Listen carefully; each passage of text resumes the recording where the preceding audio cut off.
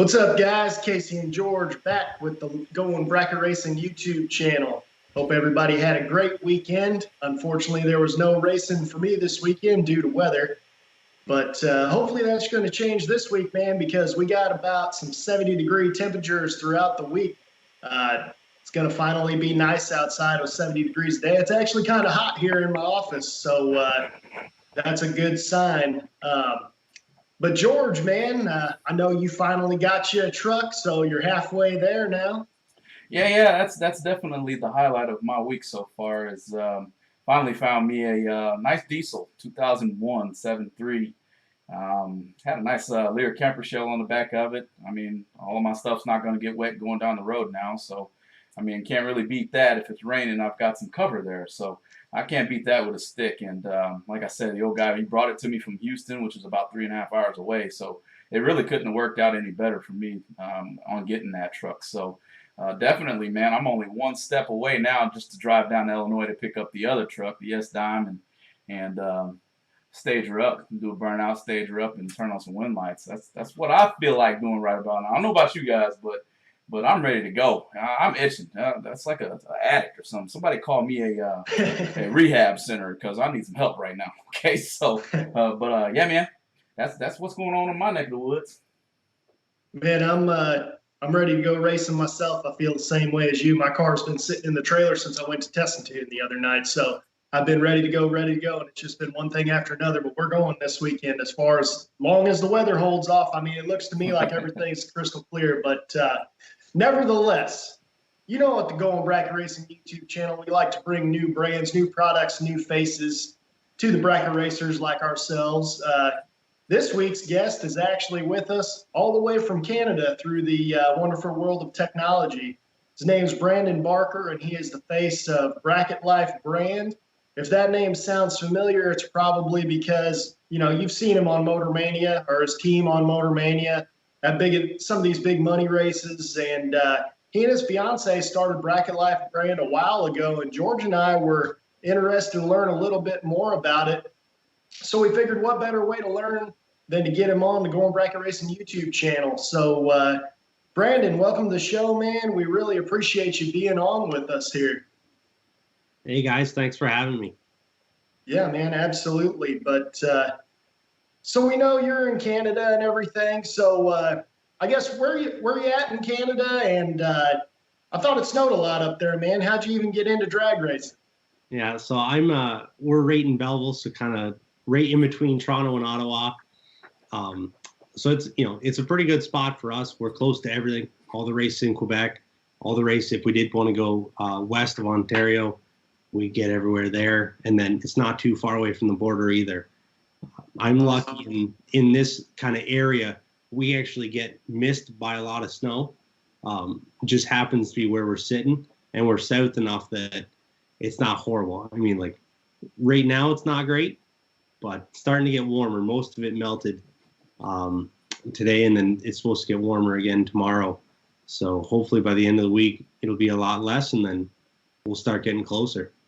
Awesome, man. So did you grow up in a racing family? Did you guys run junior dragsters up there? Are you one of those guys too? Absolutely. So my grandfather raced for however long when he was young, right? And they were all street racers and doing stuff like that. And then had kids, got out of it for a little bit. And then as the kids got older, my uncle got into it more with them. And they started racing. They were, all through the 80s here. And then, as it slowly progressed, then they had me and then my younger brother. And I started driving junior actually when I was 6, which, right, you weren't supposed to, so you were 8, but that was the deal. My grandpa always told me whenever we go somewhere, didn't matter, you're 8 years old. That was always the joke. I was 8 years old for 3 years.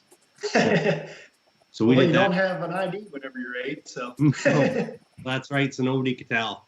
But so I ran juniors, then my brother, and then my younger cousin, and then actually the fourth grandchild is starting to get ready, Carly. She just turned 11, and so she was, thinking of it or looking at getting into it now.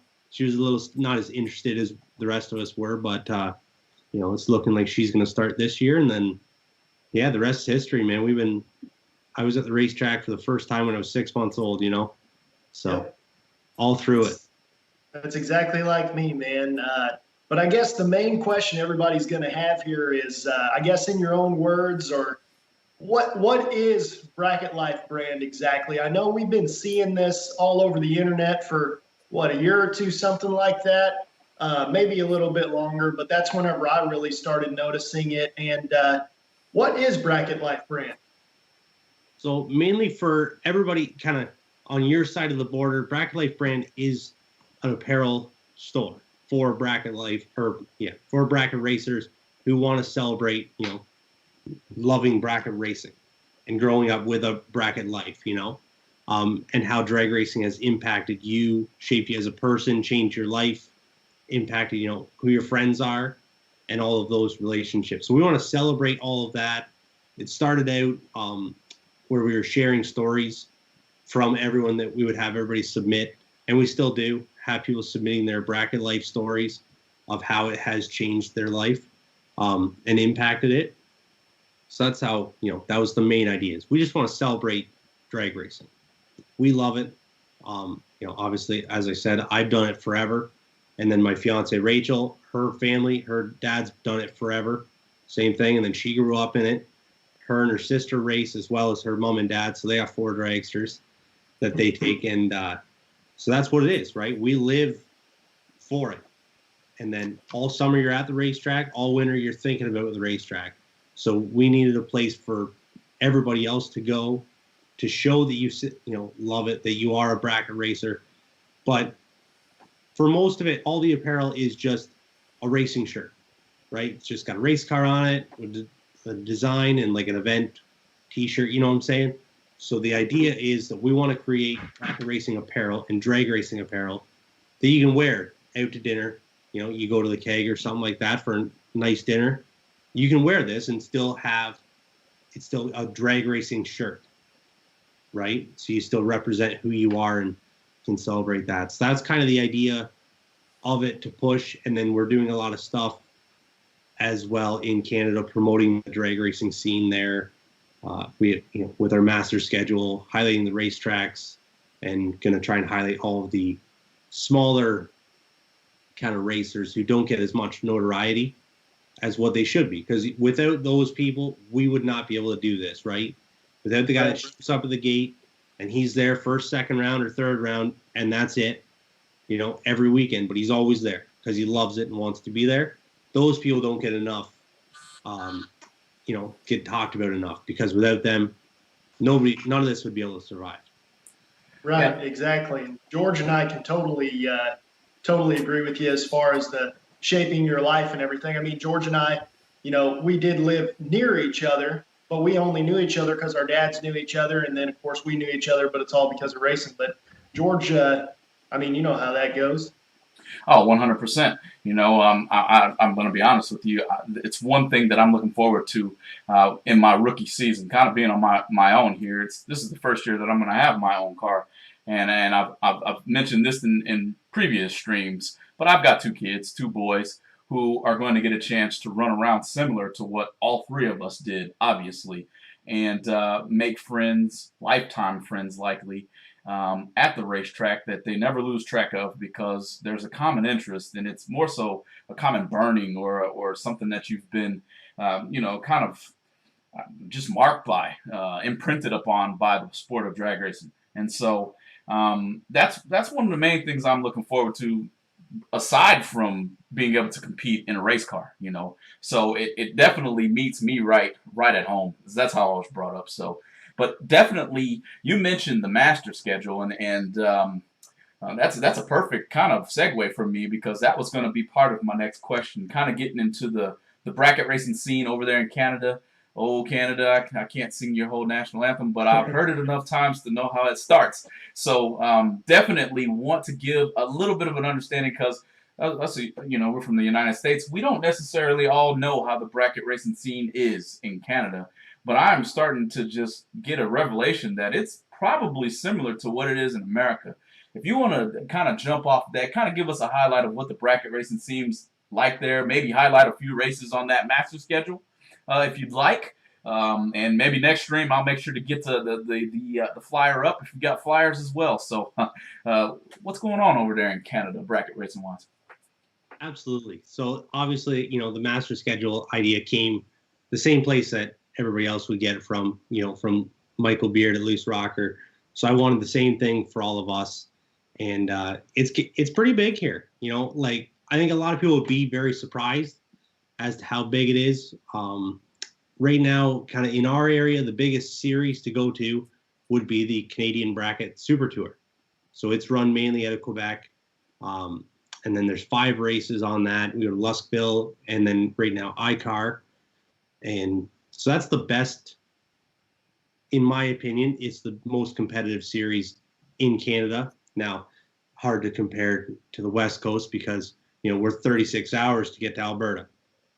And so I've been talking to a lot of guys out there as well that they're very heavy into it, which, honestly, I had no idea before I started doing all the bracket life stuff, how heavy it is in Alberta as well. And they're more NHRA based, I guess. They run a lot of divisional events and stuff like that. So you'd be blown away by how big those events all are. Now, comparing it on a scale for races, like we did have a lot of 5 and 10 grand races that we do. We're not at this point of getting to 50, 100, or the $1 million races up here by any means, but we're able to sustain a full schedule of $10,000 races. And then I'm sure at some events we could bring it up a little bit, in time as it continues to grow, to have, 15 or 20s or something like that. There are a couple of shootout races. Was the Western Canadian Summer Classic.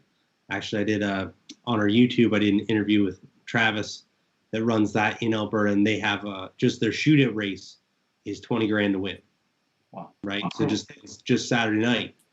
Right. So that's kind of the feel for it. We usually have the best weekends. There's like 80 to 90 Super Pro cars, right about the same for semi pro. So that's, we have there's a stout field here spread across like coast to coast. And I've been down east, New Brunswick, Nova Scotia, hanging out with those guys racing.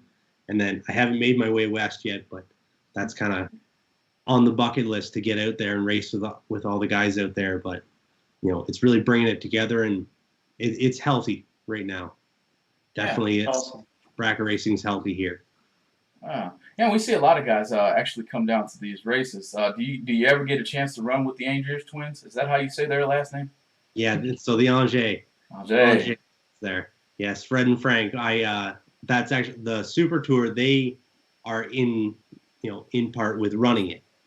So I race with the twins probably 8-9 times a year, nice. And then we hang it all the time. We before COVID came, then they'd have a garage party every year. So we'd always go to that, and then we'd have a go-karting trip, all of us together. We'd head to Quebec for a weekend and go-karting as a big group. But oh yeah, I'm with actually the dragsters I have were their old ones. Gotcha. Because ours are the same now. Mine and my brothers. Well, because they were Fred and Frank's, right? Twin boys, twin cars, right? Yep. Yep. That's my dad and I actually had 2 cars like that whenever I was a lot younger, probably like 10 years ago now. And it actually is very beneficial to be able to have those 2 exact identical cars at times. Because, out here we'll have blind runs a lot of times. And at least, the first guy up is always screwed, but at least the next one isn't. So you only hopefully have to pay for one buyback. That's the hope. But you never know. Yeah. No, I hear you. Exactly. That's the best part about it. And then, especially as I said, when I go with my in-laws and they bring 4 dragsters, right? Then it's lovely. You got even more data for everybody to put together. So, no, I hear you there for sure. Nice. So I've kind of wondered here, and kind of piggybacking off the Master Series list there. What is a typical Canadian bracket racing schedule? Like, how long does it go through? Maybe what months do you guys normally get started in, and when does Mother Nature kind of force you to stop? Yeah. So normally May 1st is the start for us. I know that every once in a while you get a good year where you can start in April. But usually it's the 1st of May, we're good, and then we can get going. And we go until like our Thanksgiving's in October. So usually our Thanksgiving is the last weekend, or last year we were like 3 weeks into October. But like, and that was cold. Like at night there was frost on the car when you were waking up in the day. But you never know, right? We can get snow early October here. So we're just kind of, as long as we can go, then we keep going, and that's that. But then we end up, a lot of us do usually head south when we can, sometime over the winter months. How hard is it getting all that stuff over the border? Like, are you bringing fuel with you and all that, or do you kind of buy your fuel when you get here? Or? Yeah, so I always wondered about that. We bring all our own stuff over. Like we talked about a little bit before about, you guys don't, in the States, you don't really have passport because you don't need them, right? What do you need a passport for? Because you're not going to go anywhere. Anywhere you go, right, you're in the same country, right? Right. Yeah. For us, like, everybody here has a passport. That's just, for the most part, we all do. We all use them, very frequently. And so it's not too hard. When we went to Michigan for the first SFG race there, when it was like 125 to win 3 or 4 years ago, there was like 35 of us that all went down. Of course, I was the only one that actually got stopped at the border. I'm there last. I'm getting there. I show up with a buddy in my truck, and we're like, oh yeah, no, we're just going racing.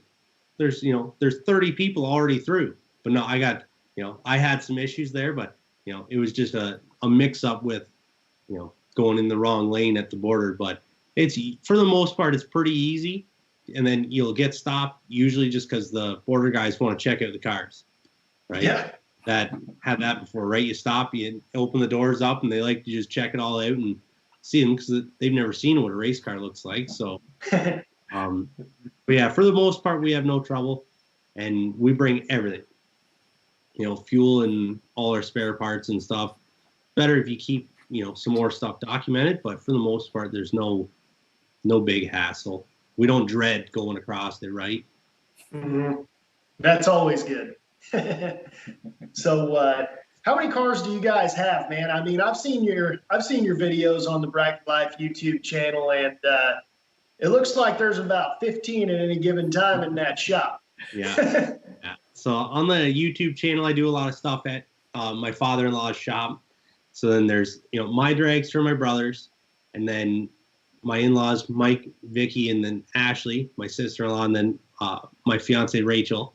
So there's 4. So there's 6 dragsters, and then a couple of friends. They leave their cars at the shop as well.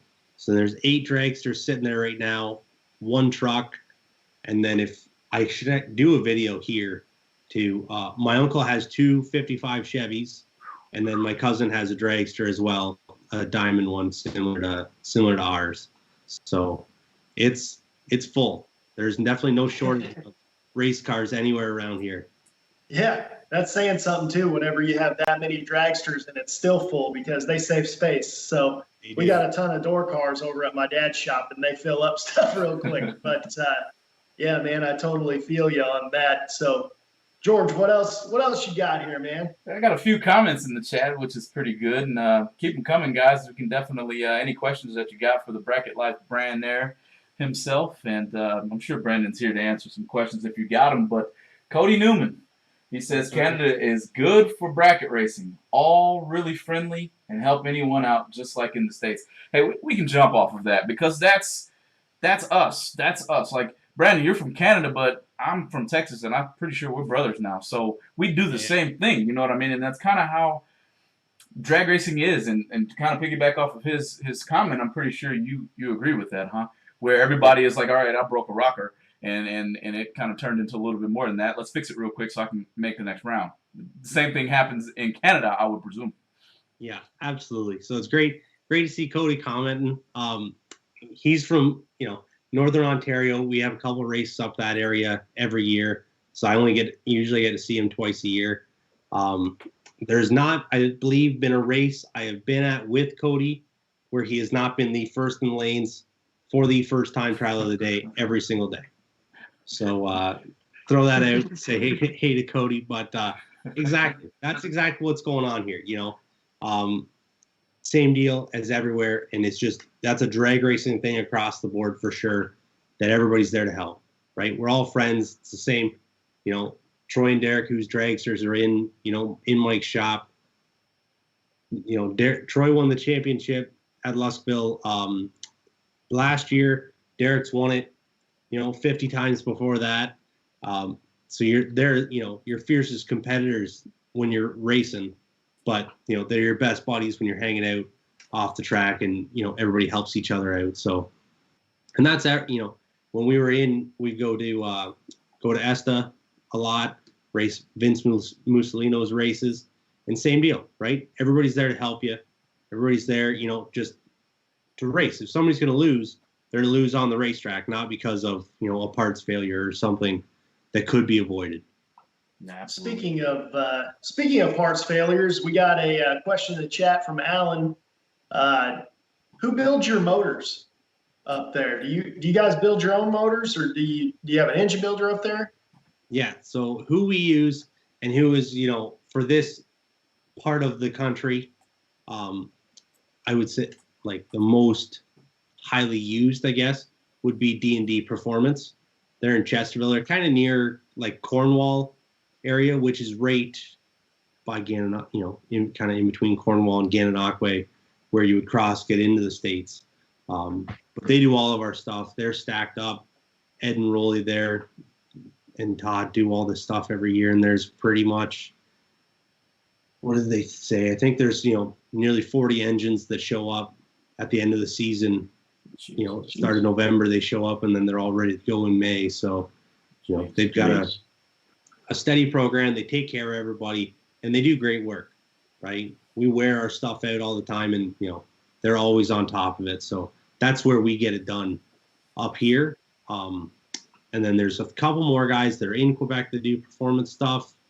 And then, a lot of guys do their own engines and their own work as well, right? That's what everybody used to do 30 years ago or 40 years ago, and same as you guys know, right? You can't afford to say all the time to just go pay somebody a bunch of big money to get them put together. So just, figure it out. Hey, trial and error is how we learn anyway. So you might blow something up once or twice, but that's just the nature of it.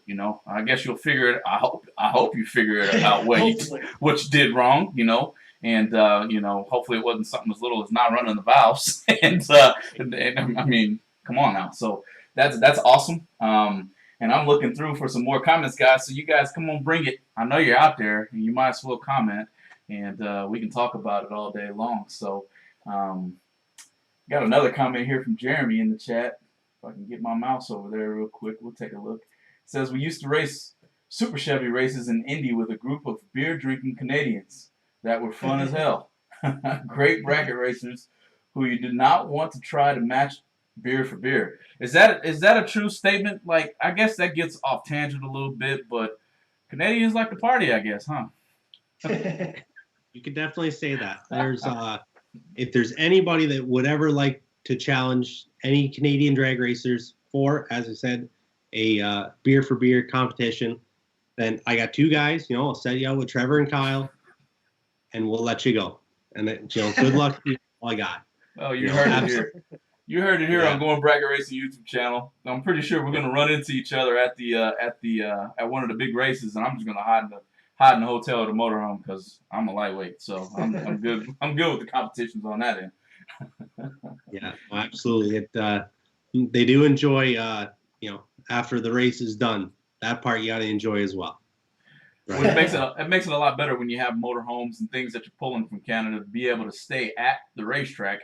That nightlife is kind of good. I hinted at it earlier in the stream. One of our other streams about Camping World coming on the NHRA. And how big that is for them, So Camping World rents out motorhomes, and keep it in your back pocket, guys. Before you go and rent a hotel room, don't forget you can probably spend maybe a little bit more money, but not by much, and get a motorhome and stay right there at the track. I'm pretty sure you're going to find that way more fun than going to a hotel for the night. So, yeah. Here we got Yes. another question in the chat here that he's got a big long name, but I know it's Justin there. But he asks, what are the races you try to make in the States every year? So what we try and make, I hit the million a few years ago. That's kind of the big one that we all want to make. So it depends on the year, but we all try and hit the original million. The SFG stuff in Michigan is hard for us to miss. It's 8 hours away to race for huge money. So we try That's and hit closer than me. Right. So that's good. And then usually the race in ESTA, the Twin Tens, we try and hit that. Normally it's in July. I think now it's moved to September. But that's always a great one. Same thing. Cicero, New York is 3 hours from my house. Shut the door on the truck and away we go. 3 hours you're sitting there. That's with stopping at the border. So for the most part, those are three that we try and hit. I know a few guys, depending on the year, we've all hit the Halloween Classic at Norwalk just for, to go to the Halloween Classic because it's a blast and the experience there is unreal.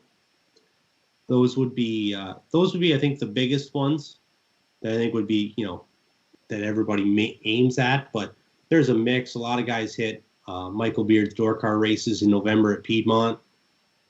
We've had a lot of fellas head there multiple times. So, and they used to do the spring fling in Bristol when it was at the start of May. Then that was always heavily attended by Canadians. But so that always they might travel in the U.S. more than we do, George. It's what it's sounding like, to be honest. And I know that, and I don't know if Kyle planned that strategically or what, but I wouldn't put it past him. The SFG guys over there, he's relatively savvy when it comes to where he locates a race, and to be able to pull not only, kind of the northern states of the country, but you're still going to pull the southern.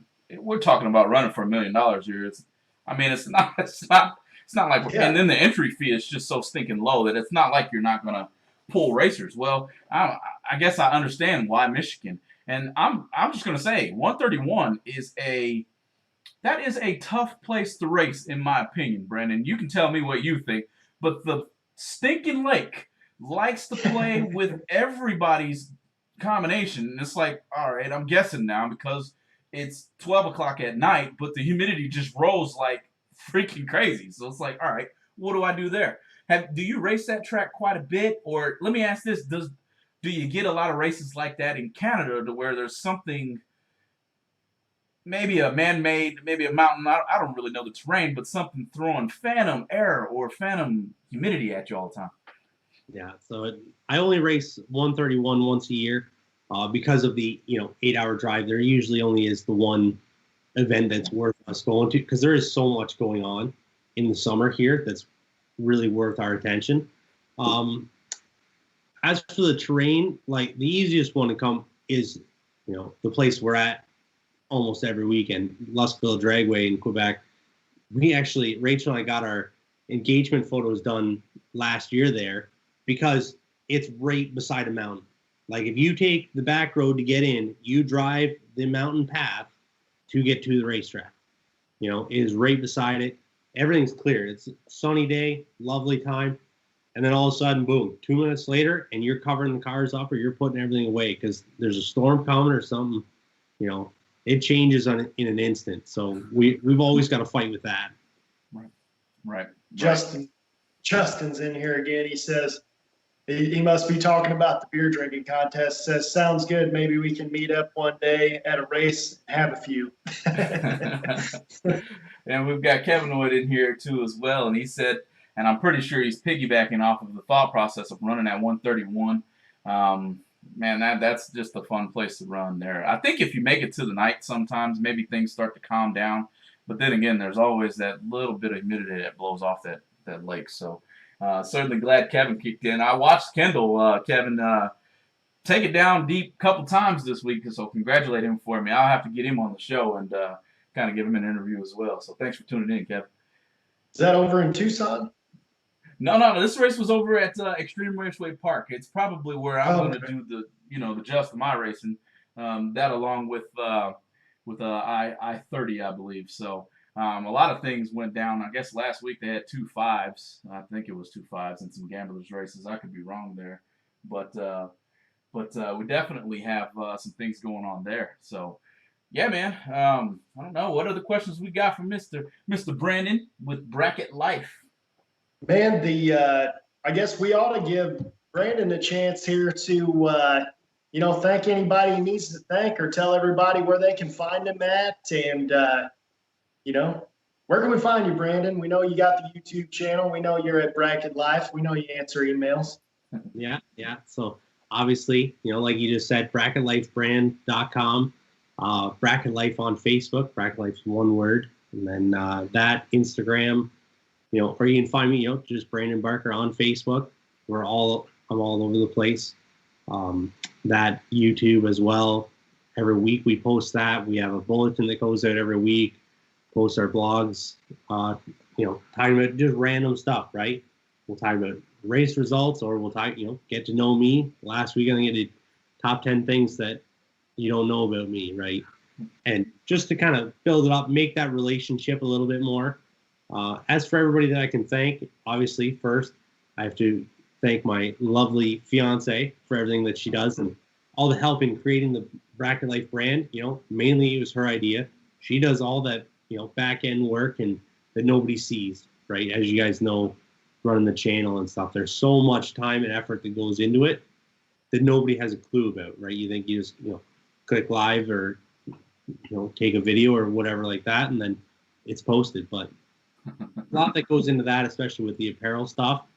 Thank them, my full family, my grandma, my mom, dad, and then Uncle Steve and Susie for everything they do to get me racing and get going. And same with my in-laws, right, Mike and Vicky. That I have a whole lot of support. It's hard to kind of narrow it down with everybody, because you could thank everybody in Canada for the most part, because I feel as a whole they've helped me grow into the person that I am to do the stuff that I am able to do right now.